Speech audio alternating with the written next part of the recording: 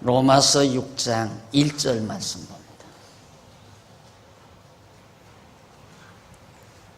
그런즉 우리가 무슨 말하리요?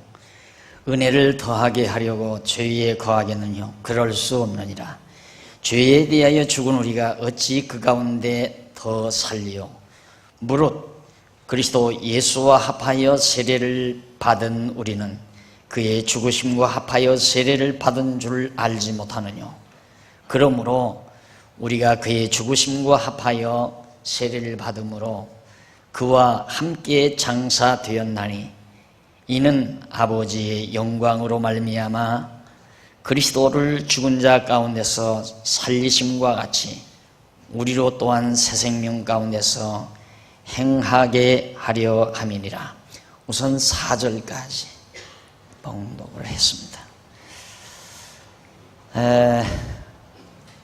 우리는 그동안 하나님께서 우리를 의롭다고 해주신 그 의의 성질에 관하여 우리들이 살펴보고 있습니다. 과연 하나님께서 우리를 의롭다고 하신 의의 성질은 어떠한 것인가? 바로 은혜로 말미암은 선물이라는 것을 지난 시간 여러분들에게 말씀을 해드렸습니다. 오늘 우리들은 보통 이렇게 공부할 때 빨리 생각을 완벽하게 바꾸셔야 됩니다. 그동안 기존의 우리의 관념들, 또 의에 대한 개념, 우리들이 기존에 가지고 있었던 의에 대한 개념, 이런 것들이 그냥 강의를 들으면서 생각만 바꾸시면 됩니다. 외울 것도 없고 생각만 바꾸시면. 우리는 성경을 몰랐을 때 의하면 좋은 일 많이 한 사람, 그래서 의로운 사람. 좋은 일이 뭔가? 돈 많이 벌어서 불쌍한 사람 많이 도와주고 또 착한 일 많이 하고 남이 위기에 처했을 때 정말 용맹 있게 그들을 구출해주고 또 길거리에 쓰레기 많이 잘 줍고 착한 백성으로서 세금 잘 내고 전과 없이 형무소가지 아니하고 정말 청빈 공무원이나 청빈 백성으로 살아가는 그런 사람이 의인이다 라는 생각. 그래서 이 의라고 하는 것이 옳은 것이다. 그래서 우리 기준의 판단에 따라서 옳다 그르다를 우리는 결정하고 그동안 살아온 거죠. 그런 의에 대한 개념을 가지고 우리가 기독교 신앙에 접근을 한다면 참 안타까운 일입니다. 그래서 그런 생각 자체가 정리가 안 되니까 특히 일반적인 사람들의 판단에 의해서 죄를 많이 짓는 남자들은 의롭지 못하니까 어차피 교회 오면 의롭게 살라는데 의롭게 못 살면 지옥 가고 벌 받는다는데 가서 앉아봤댔자 스트레스를 더 받는 건 남자들이란 말입니다. 오늘 또 보니까 어느 집사님 남편분께서 아주 착실하게 아내를 다 차에다 태워서 예배당 안에 쏙 안에까지 딱 모셔다 드리고 가다가 저를 만났어요. 그래서 같이 인사를 하고 바쁘신 모양이죠. 안녕히 가십시오 하고 인사를 했는데 당연하죠. 남자들이 교회에 앉아있다는 건 참 따분합니다. 여자분들이야 사실 죄 짓는다면 별죄 있어요. 시장에 가서 그냥 고추 몇 개 몰래 주인 몰래 그냥 이렇게 바구니에 담는 것처럼 있을 수 있죠. 그런데 남자들은 그게 아니거든요. 죄에 안 지면 죄를 범하지 않고는 돈을 못 버는, 남을 속여야 되고 사기쳐야 되고 어떻게든지 상대를 갖다가 내 패스 안에 집어넣어서 요리를 해야 되고 권모술수를 써야 되고 이러며 세상을 살 수밖에 없는 그런 환경 속에서 우리들이 지금 버려져 있는데, 그러니까 남자들이 훨씬 죄의식이 더 강하단 말입니다. 그런데 의롭게 살아라, 교회 가서 들으면 계속해서 의롭게 살아라, 선하게 살아라, 착하게 살아라, 그래야 하나님이 복 받고 잘 먹고 잘 산다, 이러니까 들으면 들을수록 더 골치만 아프고 힘들다 이 말이에요. 그래서 성경이 말하는 의의 성질이란 그런 것들이 아니다. 하나님은 거저 공짜로 의롭다 했다. 선물, 거저 선물로 주신 것이 의로움이다 이 말이죠. 그래서 그 신뢰가 그런 것 하나 있습니다. 예수님 당시에 그 당시에 이제 바리새인들이 어느 여인 하나를 붙들고 예수 앞에 나타납니다.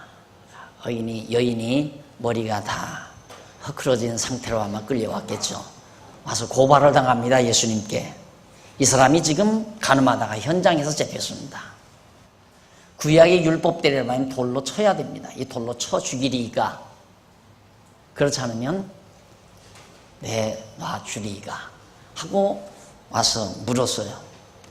그러니까 예수님께서 돌로 치지 말라 그러는 게 아니라 죄 없는 사람은 돌을 들어서 이 여인을 치라고 얘기를 했습니다. 그러니까 그리고는 예수님은 고개를 숙이고 땅에다가 뭐 글자를 쓰고 있는 거예요. 쳐다도 보지 않고. 조금 있으니까 조용하단 말이에요. 머리를 들고 그 여인에게 어찌된 일이냐? 아무도 너를 정죄하지 않더냐 그러니까 아무도 나를 정죄하거나 돌을 들어 치는 자가 없더이다. 보니까 다 도망가 버렸어요. 고발하던 사람들이 다 도망가 버리고 간음하다가 현장에서 끌려온 여인만 남았어요. 그때 예수님께서 하시는 말씀이 있습니다. 나도 너를 정죄하지 않겠다라고. 나도 너를 죄인으로 정하지 않겠다 그 말이에요. 그게 바로 선물입니다. 그러니까 오늘 인간들이 생각하는 의, 이것과 성경이 말하는 의의 성질은 전혀 다르다는 사실을 기억하셔야 됩니다. 그러면서 죄 많은 곳에 은혜가 더 많다. 그 말은 뭐냐면 죄가 많은 사람이 은혜를 더 풍성하게 선물로 받는다. 의롭다고 하는 것을 죄를 더 많이 진 사람이 의롭다함을 얻으니까 더 은혜가 풍성하지 않겠어요? 그렇게 사도 바울이 논리를 끌어오면서 죄 많은 곳에 은혜가 많다. 이렇게 얘기를 하고 나서 하는 말이 6장에 넘어와서 의의 성질 가운데 이제 바로 6장에 넘어와 가지고는 예수와 연합한 세례가 곧 의다. 그것을 정리해 주기 위해서 하시는 말씀이 그런즉 우리가 무슨 말하리요? 죄 많은 곳에 은혜가 많다. 이런 말을 바울이 이렇게 하고 나서 이렇게 하면 너희들 속에 너희들이 지금 하는 말이 너희들 중에 하는 말이 그런즉 우리가 무슨 말하리요? 은혜를 더하게 하려고 죄에 거하겠느냐. 자, 그러면 은혜를 더 많이 받기 위해서 죄 많이 지차. 죄 가운데서 살자. 죄와 더불어 살자. 그러면 은혜를 더 많이 받을 거 아니냐. 이렇게 생각할 거다 그 말이에요. 자, 무슨 말하리요? 은혜를 더하게 하려고 죄에 거하겠느냐? 그러니까 그러면서 대답을 합니다. 사도 바울이. 그럴 수 없느니라. 은혜를 더하게 하려고 죄에 더 거할 수가 없다. 왜냐하면 죄에 대하여 죽은 우리가 어찌 그 가운데서 살리요? 죄 가운데서는 이미 우리들이 죽어버리는 자들이라 이거예요. 그러니까 그 가운데서 살 수가 없다. 그런데 어떻게 은혜를 더 받기 위해서 죄 가운데서 죄 가운데서 거하겠느냐? 그 말이 안 되는 얘기다 이 말이에요. 이것을 이제 해석을 할 때 이렇게 하는 해석에는 조심을 해야 됩니다. 야, 이제 예수 믿고 우리가 은혜를 받았으니까 봐라. 은혜를 더하게 하려고 죄에 거하겠느냐? 그럴 수 없느니라 했으니까 이제 죄 지면 안 된다. 이제는 예수 믿고 죄 지면 안 된다. 그러면 아마 여기 계신 남자분들도 다 또 뒤로 돌아가실 거예요. 예수 믿은 다음 죄 지면 안 된다. 이게 그 얘기가 아니거든요. 지금 사도 바울은 은혜를 더하게 하려고 죄에 거하겠느냐. 사람들이 그렇게 생각하겠지만 그럴 수는 없다. 왜 그럴 수 없느냐면 이미 우리는 죄 아래에서 죽어버렸기 때문에 죄에 거한다는 말은 살 것자예요. 이 거한다. 살 것자. 근데 죄에 살겠느냐? 죄 안에서 살겠느냐? 그럴 수 없다 이 말이에요. 이미 우리는 죄 아래에서 죽었다 그 말이에요. 그래서 여러분 예수님이 이렇게 오셨는데, 예수님이 우리를 위해 십자가를 이렇게 지셨는데, 우리가 과거에는 예수 그리스도를 만나기 전에 율법 아래서 죄인으로, 이 죄인으로 살았어요. 예, 죄인으로 죄 아래서 살았다 이 말입니다. 율법 아래서는 의인이 한 사람도 없으니까 율법으로 말미암아 의인 될 사람은 아무도 없다 이 말이에요. 그러니까 모두가 너나 할 것 없이 다 죄인이라 이 말이죠. 그런데 우리는 예수 그리스도를 믿음으로 말미암아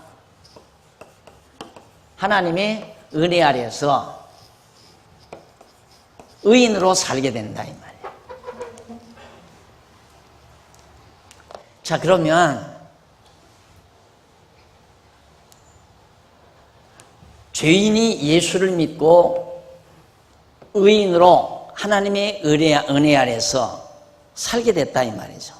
그런데 어떻게 하나님 안에서 의인된 우리가 다시 이쪽으로 돌아가서 살겠느냐 이 말이에요. 살 수가 없다 이 말이에요. 안 된다 이 말이에요. 그러니까 은혜를 더 많게 하려고 죄에 거한다는 말은 말이 안 되는 거다. 다시 돌아갈 수는 없다 이 말이에요. 우리를, 죄인된 우리를 의인되게 하시려고 예수님이 오셔서 대신 우리의 죄를 위해서 다 대속 제물로 죽어주셨다고 말이에요. 그런데 예수님이 여기서 죽으실 때 과거죄,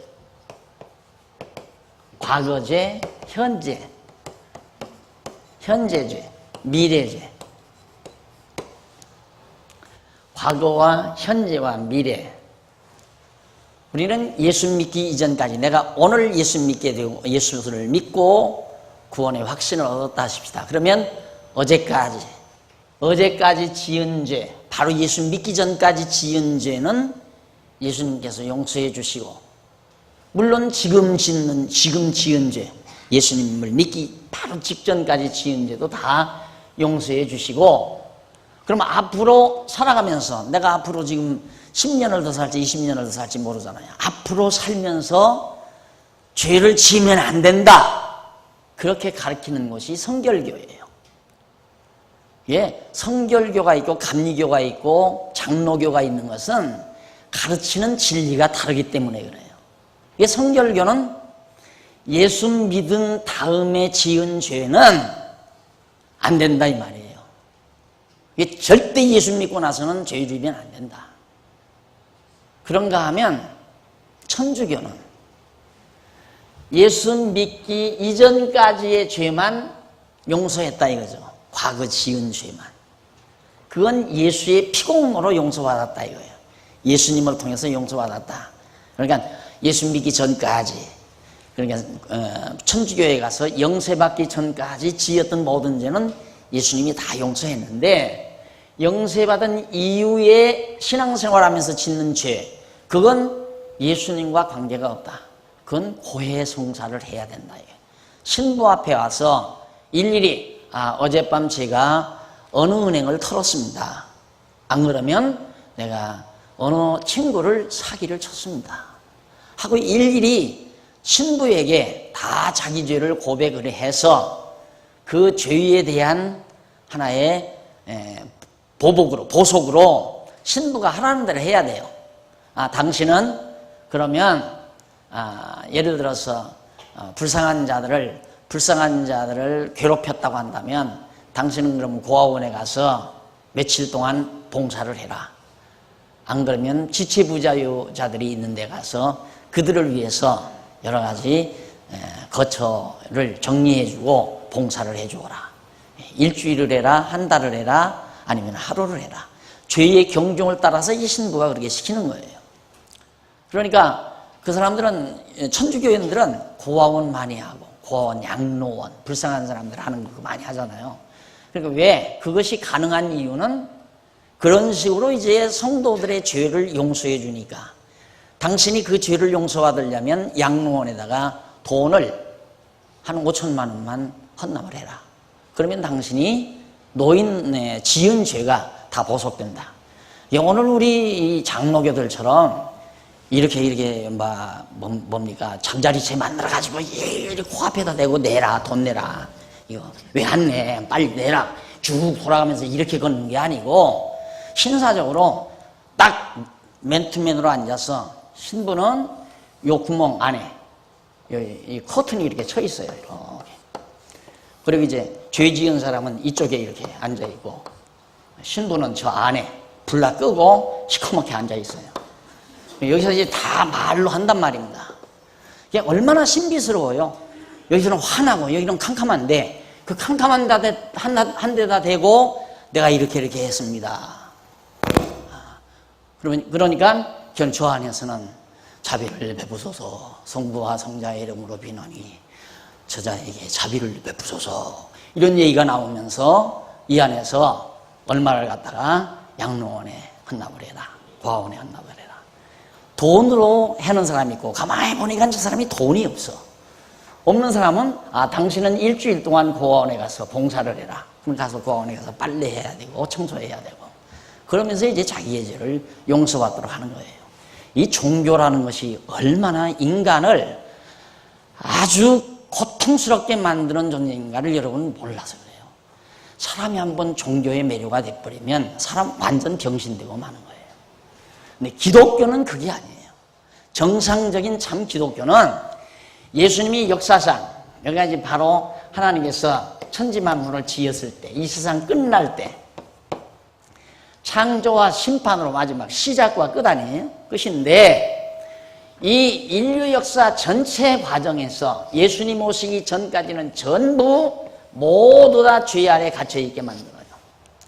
그리고는 그 죄 아래 갇혀있는 자들을 하나님께서 예수 그리스도를 믿는 자들로 하여금 의인이 되게 만드는데 어떻게 만드는가? 이 의인 되는 사람들은 예수님이 대신해서 과거에 지은 죄도 현재 짓고 있는 죄도 앞으로 지을 죄도 몽땅 한꺼번에 단 한 번으로 깨끗이 정리해버렸다 이 말이에요. 그리고서 그저 우리는 의인이라고 일컬어 주는 거예요. 그러니까 아버지가 볼 때 자녀들이 정말 효자만이 되는 게 아니거든요.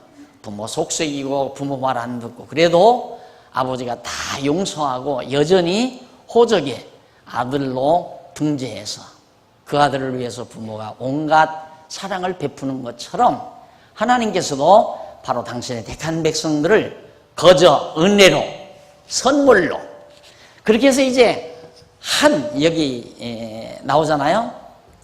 교재에 보면 주보에 보면 예수와 연합한 세례를 받는다. 예수와 하나 되게 만든다.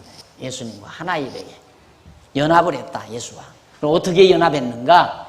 예수님께서 여기서 죽으실 때에 나도 죄의 종로로 타던 나도 이미 여기서 같이 예수의 죽음과 함께 죽은 거가 되는 거예요.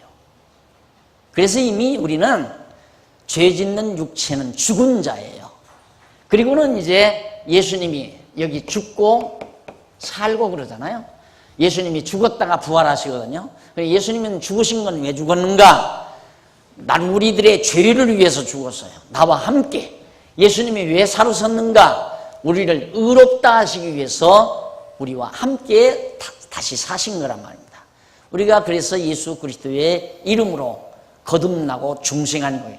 다시 거듭난 거라 이 말이에요. 우리는 새로 난 거예요. 옛사람은 죽고 새 사람으로 다시 태어난 것이다. 예수를 믿는다는 건 이런 엄청난 실제적 변화가 우리 안에서 일어나는 겁니다. 그래서 옛사람은 이미 죄와 함께 예수 그리스도의 죽으심과 함께 죽은 거예요.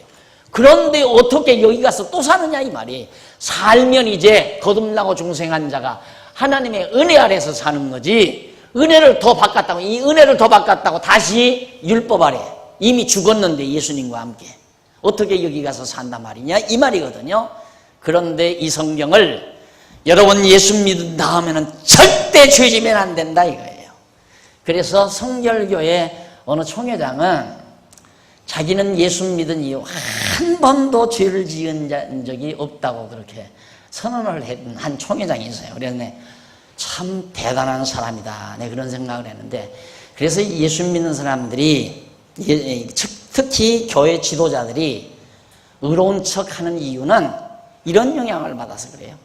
예수를 믿는 지도자들이, 교회 지도자들이 정말 거룩하게 살아야 된다라고 자꾸 얘기를 하니까, 거룩하게 살려면 죄 짓지 말아야 되고, 죄 안 지으려면 정말 성인처럼 살아야 되잖아요.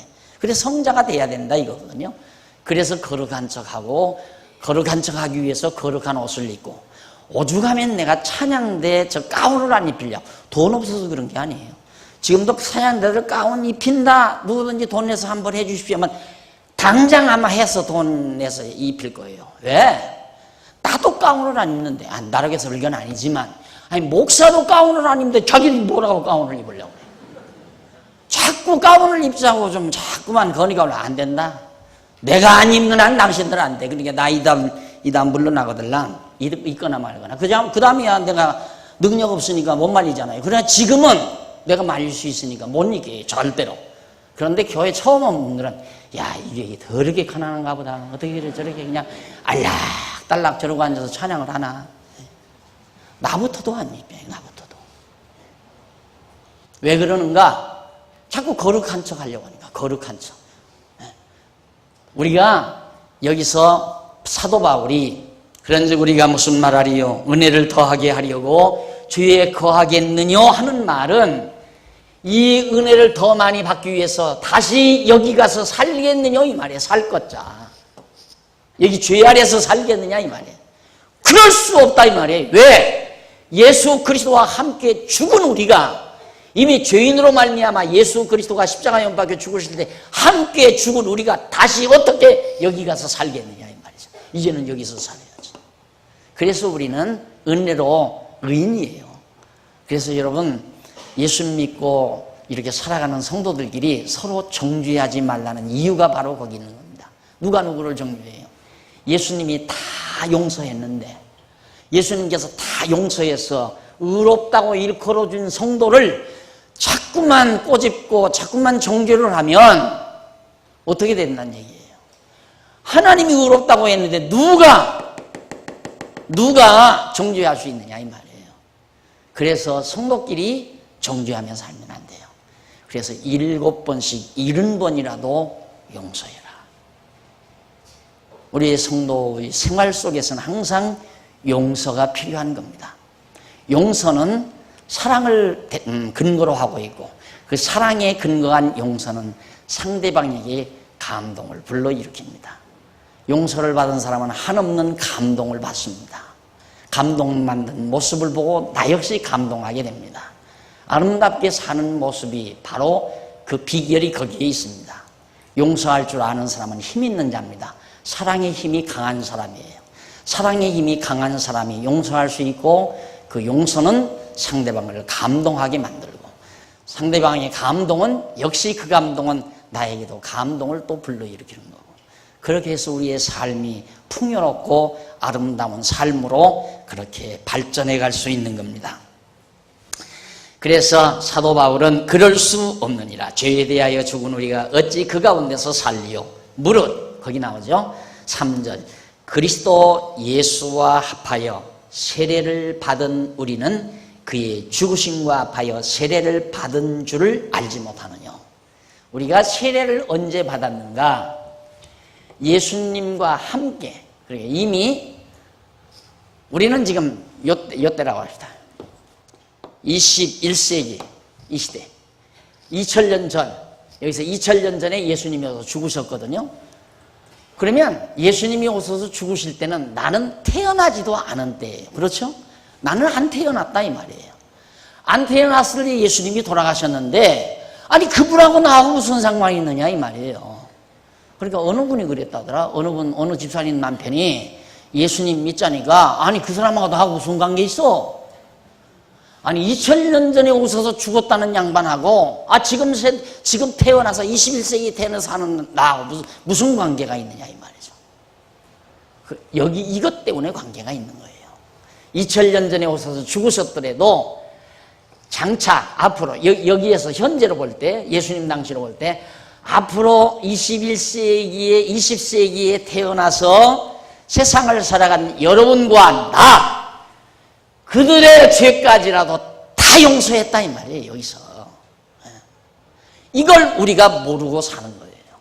이때 벌써 2000년 후에 태어나서 지을 우리들의 죄까지, 또 앞으로 더 몇십 년 살면서 지을 죄까지 이때 벌써 예수님께서 다 정리해 버렸는데, 그걸 모르니까 감동이 없잖아요. 그걸 모르니까.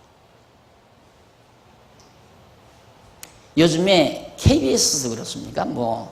한번 다시 뵙고 싶습니다. 또 어디서는 용서하는 거 그 프로 나오더라고요. 들어보니까. 그러니까 서로 아버지하고 아들하고 갈등이 있어가지고 헤어진 거예요. 헤어졌는데 아버지가 나중에 마음이 누그러져서 아들을 용서를 했습니다. 아무리 아들을 찾으려고 해도 아들이 나타나질 않아요. 찾을 수가 없어요. 이미 떠나버렸으니까. 그런데 어쩌다가 이제 아들을 만났거든요. 네, 아버지가 용서한다고 아들은 절대 용서 못 받아들이겠다.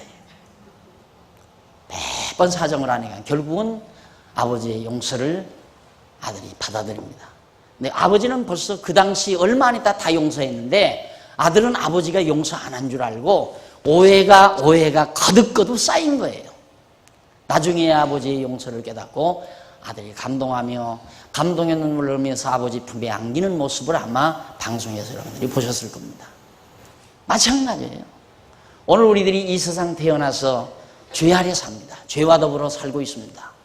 근데 이미 하나님께서는 역사적으로는 예수 그리스도가 이 땅에 오셔서 죽으실 때에 용서한 거고, 영원적으로는 이미 이때 작정 속에, 하나님의 작정과 예정 섭리 속에 이때 다 계획이 됐어요.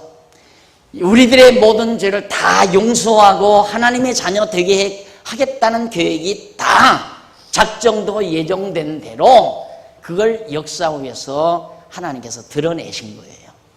근데 우리는 이 시대에 태어났으니까 나 태어나기도 전에 오셔서 죽으신 예수가 나와 무관한 것이 아니라 나와 직접적인 관계가 있다. 그래서 장차 2000년 후에 태어나서 죄 짓고 살 아무개의 죄를 이미 2000년 전에 예수님이 다 용서했다 이 말이에요. 그런데 누가 누구를 정죄하느냐 이 말이에요. 그런데 어디 가서 또 죄인으로 다시 살겠느냐 이 말이에요. 의인으로 하나님이 삼았는데 어떻게 죄 아래 우리가 더 거하겠느냐. 지금 그 얘기입니다. 사도 바울이 하는 말은. 그래서 우리가 여기서 세례를 받았다. 그래서 세례란 우리 장로교에서는 약식 세례를 주죠. 대접에다가 물을 떠서 목사가 여기다 물을 얹어서 머리에 얹고 성부와 성자와 성령의 이름으로 예수를 믿는 자 아무에게 세례를 준다. 우리 세례를 주는데 실제 예수님 당시의 세례는 요단강가에 가서 세례를 받았어요. 그러니까 요단 강물에 푹 들어갔다가 나오는 거죠. 물속에 들어갔다가. 물속에 들어간다는 것은 죽음을 뜻해요. 물속에 들어가면 죽잖아요.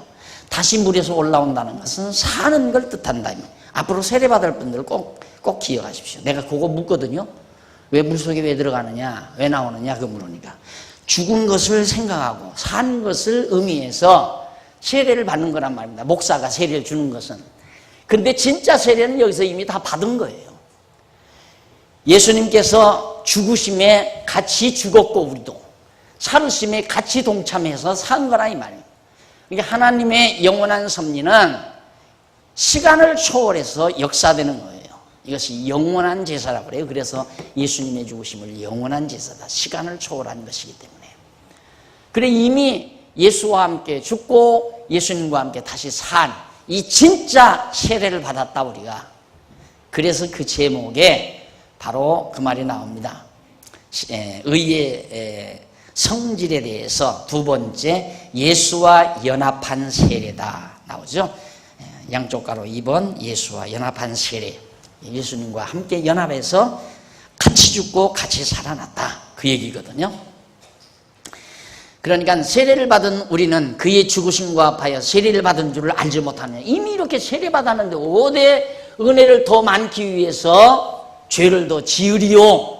이런 생각을 할 수 있느냐? 안 된다 이 말이죠. 불가능한 얘기다. 4절 넘어갑니다. 4절로부터 그 다음 그 이하 5절까지는 그리스도 예수의 부활을 본받아 연합한 자가 된다고 가르쳐줍니다. 같이 연결되는 내용이에요. 4절, 그러므로 우리가 그의 죽으심과 합하여 세례를 받음으로 그와 함께 장사되었나니 이는 아버지의 영광으로 말미암아 그리스도를 죽은 자 가운데서 살리심과 같이 우리로 또한 새 생명 가운데서 행하게 하려 하심이라. 죽은 자 가운데서 우리를 다시 살려 이 새로운 생명, 은혜 아래서 새 생명, 새로 거듭나고 중생한 이 안에서 행하게 하려 하심. 참 성경에만 이런 말이 있어요. 이런 용어가. 행하게 하려 하심이니라. 자, 하심이니라 이 말은 행하게 피동이죠. 하려 하나님께서 하시려고 이게 행하게 하시려고 하심이니라. 계획이란 말입니다. 계획을 하나님의 계획, 작정, 뜻. 하나님이 그렇게 하시려고 어떻게 새 생명 가운데서 행하게 살게 하려 하시려고 예수 그리스도와 연합하여 세례를 받게 한 것이다. 그런데 어떻게 죄 아래 우리가 더 살겠느냐 이 말이죠. 그런데 우리들은 실제 우리의 삶의 모습은 지금도 죄 짓잖아요, 여러분. 남 미워하고 증오하고 때로는 거짓말도 하고 장사하면서 좀 남기기 위해서는 거짓말 조금 해야 되잖아요. 다 털어놔 버리면 이것은 원가는 얼마고요, 운송비가 얼마고요, 내가 마진 얼마 먹어야 되잖아요. 그 말 이 세상에서 믿을 사람 한 사람 없어요. 그런 식으로 장사해서는 돈 벌 사람 하나가 없어요. 틀림없이 500원이 남는데도 그렇게 팔면 500원 믿져요. 이러고 우는 소리를 해야 500원 더 받을 수 있다 이 말이에요. 그것도 거짓말 아니에요? 그건 죄 짓는 거 아니에요? 그러니까 죄 안 짓고는 살 수 없는 세상에서 우리가 지금도 죄를 범하며 사는데 어떻게 정말 우리가 죄 가운데서 안 산다는 얘기냐? 우리는 죄를 더 많이 짓고 하나님의 은혜를 더 많이 받자. 죄 많은 곳에 은혜가 많다니까. 그래서 내가 간 말은 죄 더 짓고 덜 짓고 할 것 없다. 모두가 다 죄인으로 꽉 차 있다. 더 져도 더 짓는 거 아니고 덜 져도 덜 짓는 거 아니고 완전히 죄가 가득 차 있다 이 말이에요. 그 죄인이 이미 여기서 죽어버렸으니까 그 자는 이미 여기서 살 수가 없고 이제 새 생명 가운데 살게 하려고 우리를 거듭나고 중생케 해서 하나님께서 새 생명 가운데서 행하게 하시려고 이렇게 그리스도께서 우리와 연합해서 세례를 받으신 거다 그 말이에요. 이게 이제 우리가 살아가는 삶은 새 생명 가운데서 행하게 하시려는 하나님의 뜻에 의해서 움직여 가는데 그 뜻에 움직여 가는 것은 아직도 우리에게 죄의 종로로 닫은 겉깍대기, 이 육체의 소욕이 아직도 남아있잖아요. 그렇기 때문에 온전하게 하나님의 선하신 뜻대로 살지 못하는 것이 오늘 우리들의 현실 모습이라 이 말이에요. 근데 목표는 틀림없이 행하게 하려고 마지막에 가서는 완전히 우리를 거룩한 하나님의 백성으로 만들어 영원한 나라에서 살게 하나님이 해 주시는 겁니다. 그러나 지금 과정에서는 아직 완벽하지를 못하다. 그런데 아까도 말씀드렸지만 어느 성결교 총회장을 지내신 분은 자기는 예수 믿은 이후 한 번도 죄를 지은 일이 없다라고 하는 건 착각하는 거예요. 죄가 뭔지를 착각하고 하는 얘기예요. 그 다음 보십시다. 5절에 보면 만일 우리가 그의 죽으심을 본받아 연합한 자가 되었으면 또한 그의 부활을 본받아 연합한 자가 되리라. 우리와 예수님과 연합해서 옛사람은 죽고 새사람이 사는 것, 예수님이 죽었다가 다시 부활하시는 것이 바로 옛사람 죽고 새사람이 사는 것이다. 새사람으로 하는 얘기예요. 자, 그러면서 6절로부터 11절까지는 죄에 대해 단번에 죽으시고 하나님께 대해서 산 자가 됐다고 하는 구체적인 설명이 나옵니다. 6절 보십시다. 우리가 알거니와 우리 옛사람이 예수와 함께 십자가에 못 박힌 것은 죄의 몸이 멸하여 다시는 우리가 죄에게 종로로 타지 아니하려 함이니 이는 죽은 자가 죄에서 벗어나 의롭다 하심을 얻었음이니라. 지금까지 설명한 얘기가 자세하게 다시 설명이 되죠. 사도 바울에 의해서. 우리가 지금 알고 있다. 알거니와 어떻게 우리 옛사람이 예수를 믿기 이전 옛사람, 육의 사람, 육체의 소욕의 사람, 옛사람은 다 죄 아래 우리가 살았다 이 말이에요. 그런데 바로 예수와 함께 십자가에 못 박혔다 옛사람은 죄의 몸이 멸하여 못 박힘으로 죄를 짓는 죄의 몸이 멸하여 다시는 우리가 죄에게 종로로 타는 죄인이 아니라 하나님의 은혜 아래서 사는 의인으로 살게 된 것이다. 벗어나 의롭다 하심을 얻었기 때문에 절대로 죄의 아래서 종로로 탈 수가 없다 그 말이에요. 8절 만일 우리가 그리스도와 함께 죽었으면 또한 그와 함께 살 줄을 믿노니 이는 그리스도께서 죽은 자 가운데서 사셨음에 다시 죽지 아니하시고 사망이 다시 그를 주장하지 못할 줄을 알미로라.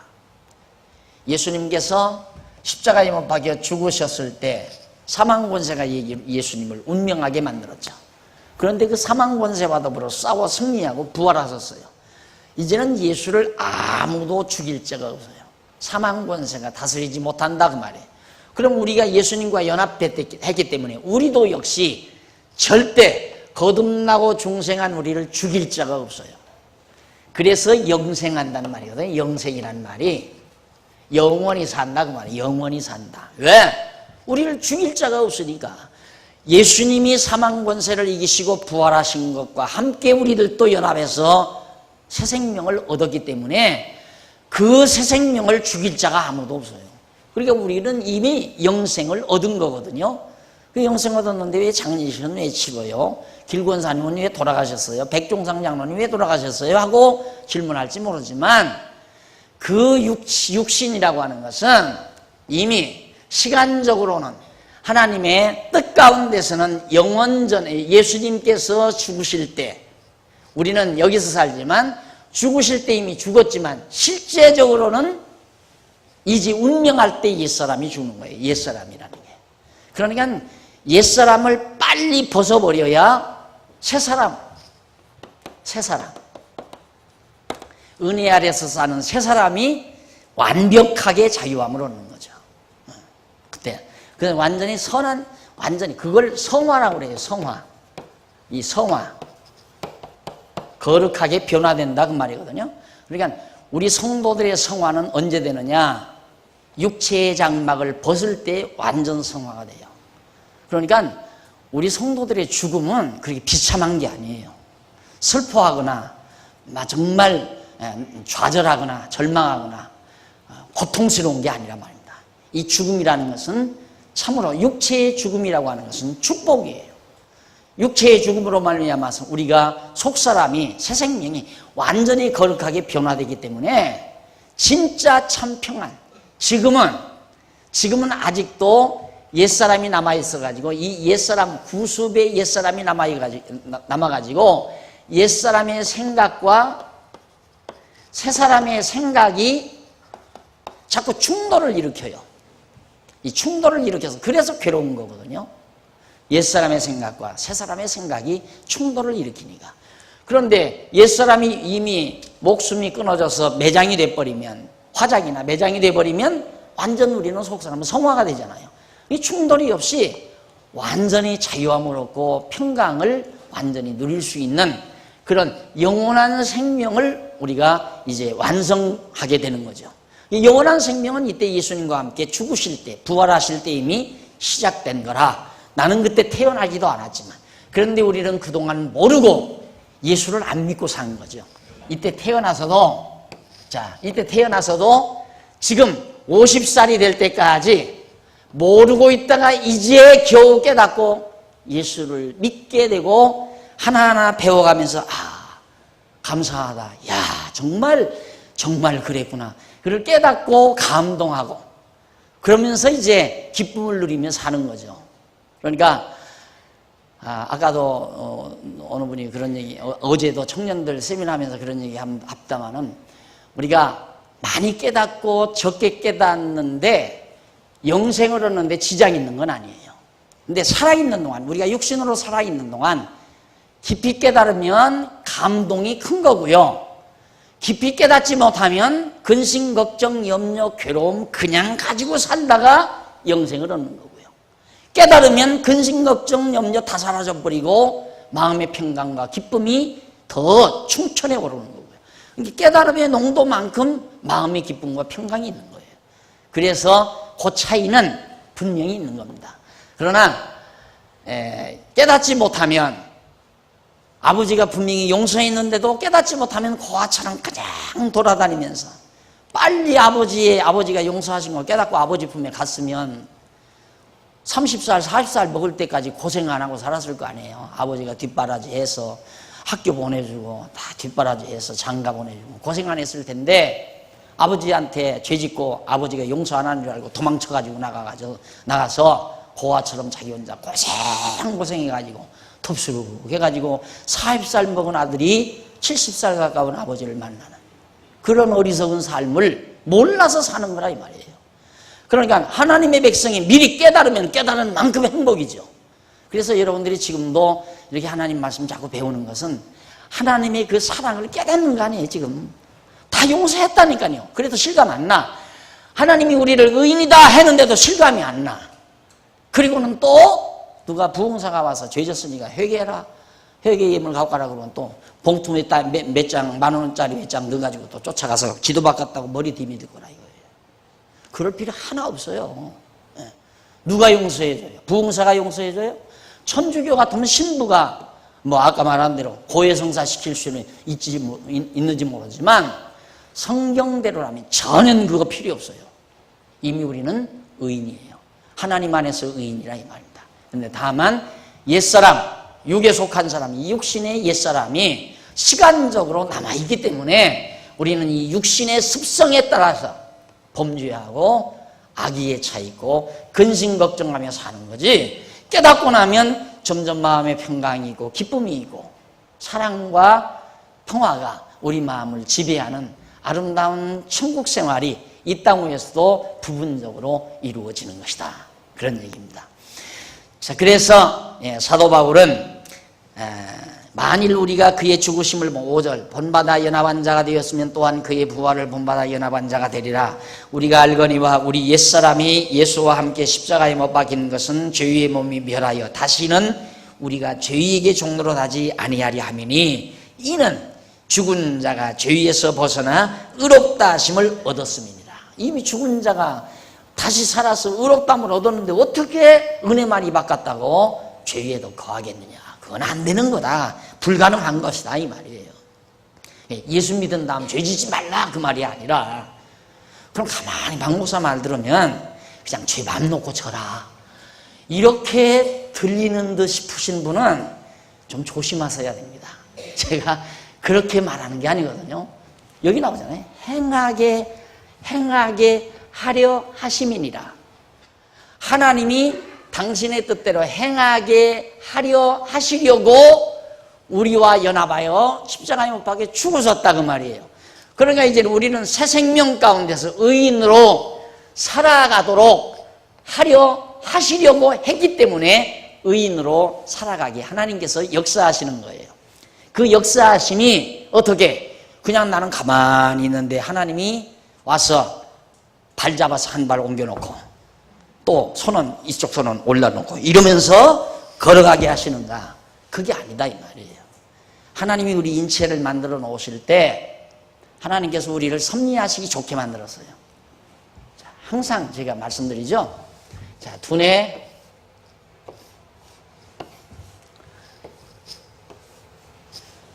이거 뭔지 아시겠죠? 딱 이거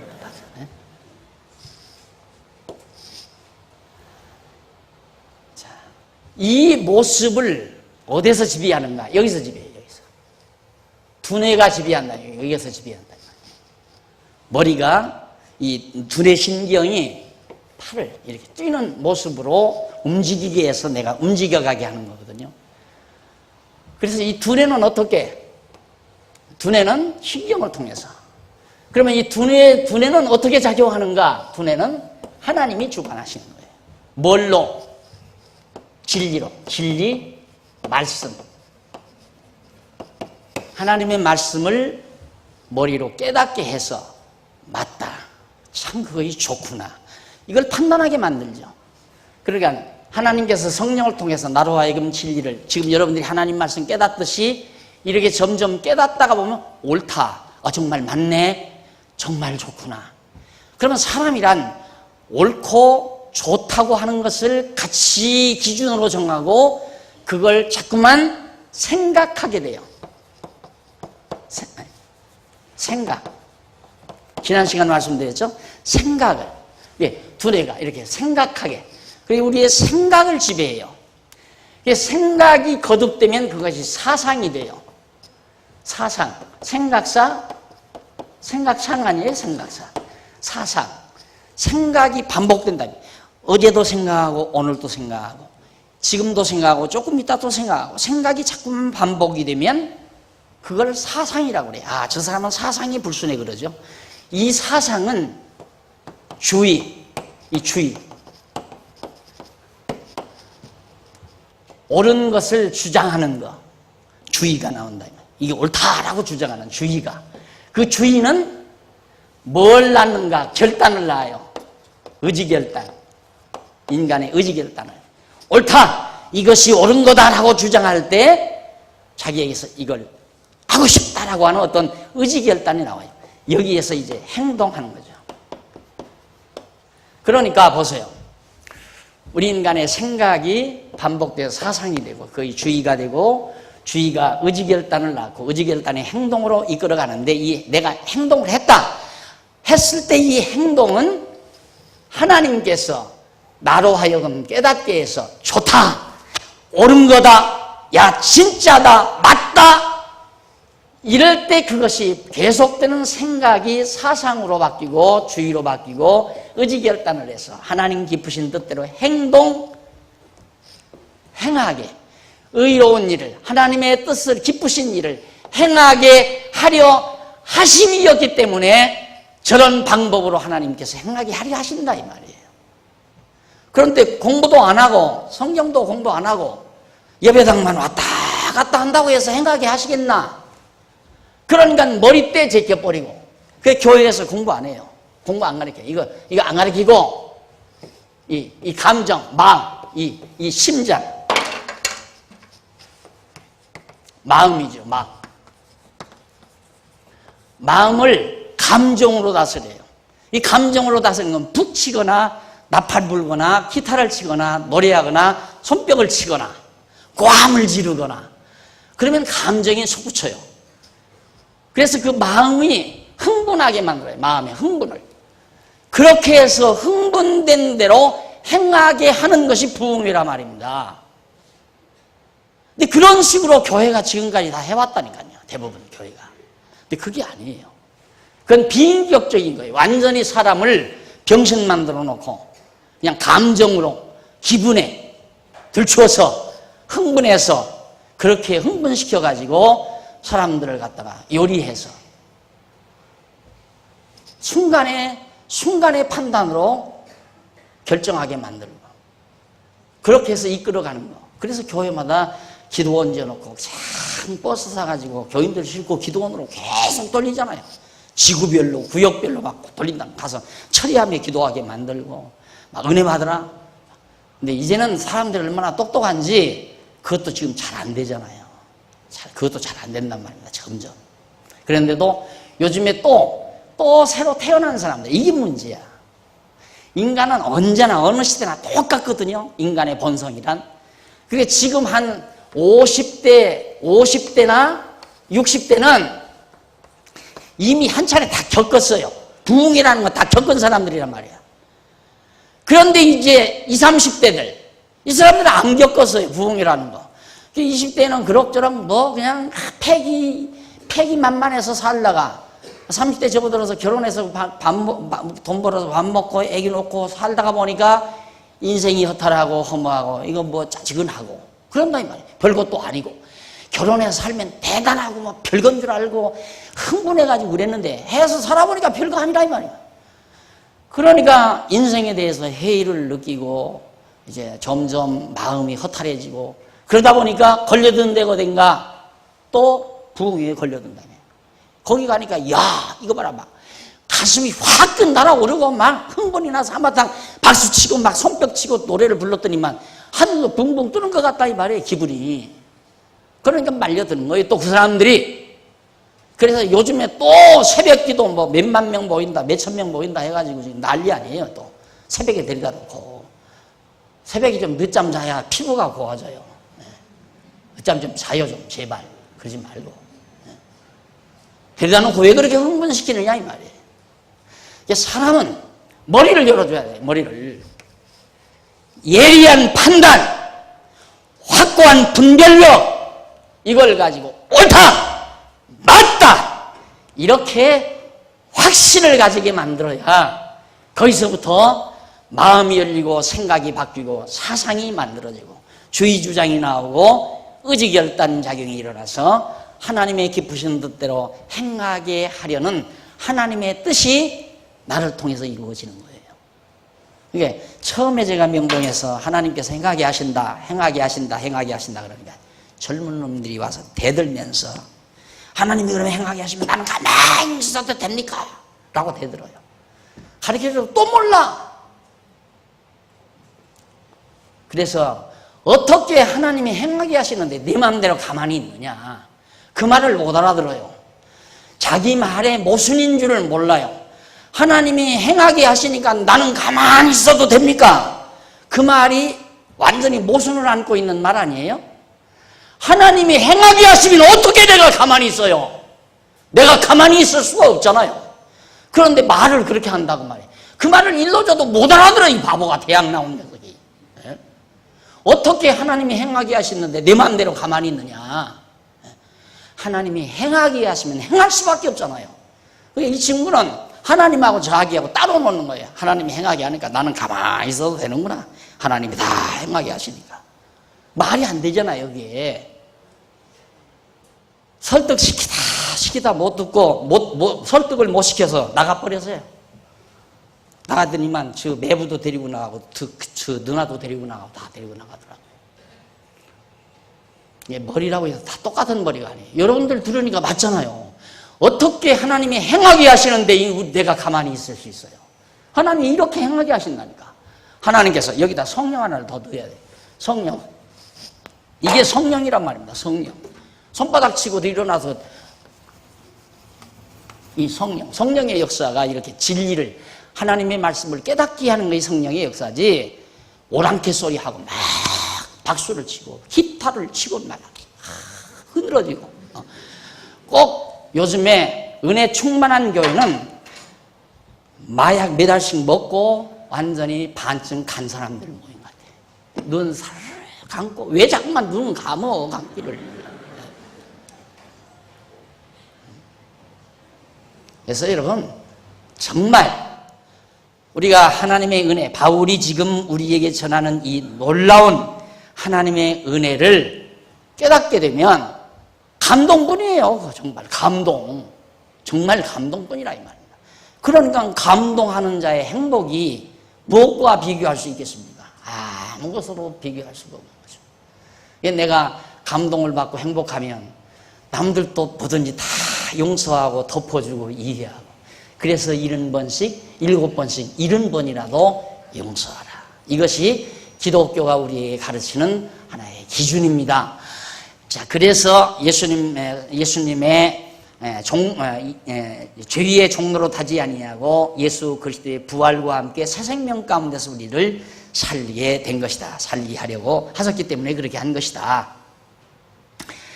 자, 그래 9절. 이는 그리스도께서 죽은 자 가운데서 사셨음에 다시는 다시 죽지 아니하시고 사망이 다시 그를 주장하지 못할 줄을 알미로다. 10절. 자, 10절에 보면 그의 죽으심은 죄에 대하여 단번에 죽으시며 죄에 대해서 단 한 번으로 죽었다. 그러니까 죄라고 하는 것은 이 시대에만 있는 죄가 아니고 이 시대에만 있는 게 아니라 이 모든 시대, 하나님께서 천지와 만물을 창조하시고 이다음 심판할 때까지 이 세상 속에 있는 모든 죄, 이것에 대해서 단 한 번으로 죽었다 이 말이에요. 단 한 번으로. 구약 시대에는 죄지면 소 한 마리 잡아야 되고 또 죄지면 염소 한 마리 잡아야 되고 매일 오늘 죄지면 또 염소 한 마리 끌고 가서 제사 드려야 되고 염소 죽여서 피 흘려가지고 내일 지면 또 염소 한 마리 또 끌고 와서 피 흘려 죽여서 제사 드려야 되고 이게 하나의 예수님의 영원한 제사에 대한 하나의 그림자라고 그랬죠. 예수님이 여기서 단 한 번으로 영원한 제사를 드렸기 때문에 과거죄나 현재죄나 미래죄 할 것 없이 몽땅 단 한 번으로 끝내버리셨다. 그렇기 때문에 하나님의 택한 백성에게는 죄라고 하는 것은 성립이 불가능한 거죠. 따지고 보면. 이제는 우리가 죄 아래 다시 살 수가 없다. 단번에 죽으심이요 그의 살으심은 하나님께 대하여 살으심이니 이와 같이 너희도 너희 자신을 죄에 대하여는 죽은 자요 그리스도 예수 안에서 하나님을 대하여는 산 자로다. 그리스도와 한 몸 됐으니까 그리스도 예수 안에서는 그리스도와 한 몸 되어 이미 살아있는 자다. 산 자다 이 말이에요. 산 자. 여기는 죽은 자고 여기서는 죽었다.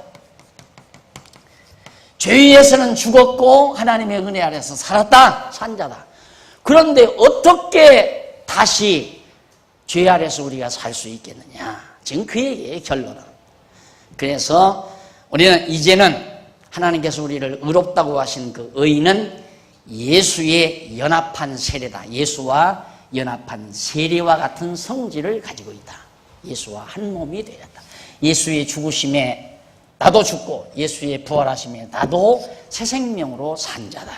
다만 우리가 역사적으로 시간적으로는 아직 옛사람 죄의 몸이 아직 우리에 남아있는 것뿐이지 이건 시간 문제 아니에요. 앞으로 20년 지나면 내 육신도 없어져 버린다 이거예요. 그럼 완전히 여기서 다음 시간에 그게 나와야죠. 완전 자유, 해방 자유.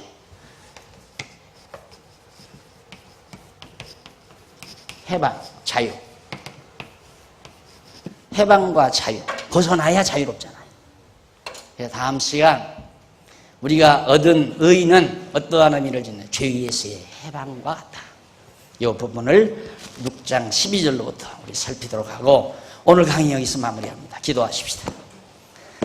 살아계신 하나님 아버지 감사합니다. 우리 죄 아래서 죄의 종으로 타고 평생 살다가 영원한 사망으로 떨어질 수밖에 없는 저희들이었사오나 하나님의 영원하신 사랑 안에서의 작정과 섭리 속에 그리스도를 만나 그리스도와 연합하여 한 몸을 이루어 내 대신 그리스도와 함께 내 죄를 위하여 죽게 하시고 나의 새 생명을 위하여 다시 살게 하신 하나님의 놀라운 사랑을 저희들이 오늘 다시 한번 깨달았습니다. 하나님 아버지 정말 하나님의 이 놀라운 사랑 앞에 우리 날마다 감동하며 은혜의 감격 속에서 살 수 있는 슬기롭고 지혜로운 종들이 되도록 역사하시옵소서. 불만하는 마음도 불평하는 마음도 근심 걱정하는 마음도 다 사라지게 하시고 오직 끝없는 하나님의 사랑에 대한 감동만이 우리의 가슴을 가득 채워준 놀라운 종을 베푸시옵시기를 비오며 죄인 공로옵사오나 예수님의 이름으로 기도드립니다. 아멘.